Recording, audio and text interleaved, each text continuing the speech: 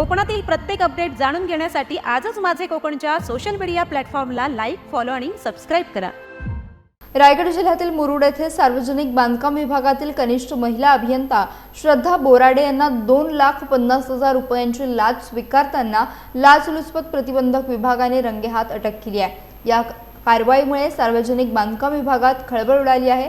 मिळालेल्या माहितीनुसार एका ठेकेदाराकडून कामासंदर्भात लाचेची मागणी करण्यात आल्याची तक्रार एसीबी कडे करण्यात आली होती। त्यानुसार रायगड एसीबी पथकाने सापळा रचला। आरोपी श्रद्धा बोराडे यांनी तक्रारदाराकडून लाच स्वीकारतानाच पथकाने त्यांना रंगेहात पकडत संपूर्ण रक्कम जप्त केली आहे। ही कारवाई पोलीस अधीक्षक शिवराज पाटील, अपर अधीक्षक भागवत सोनावणे आणि उपअधीक्षक सरिता भोसले यांच्या मार्गदर्शनाखाली करण्यात आली आहे।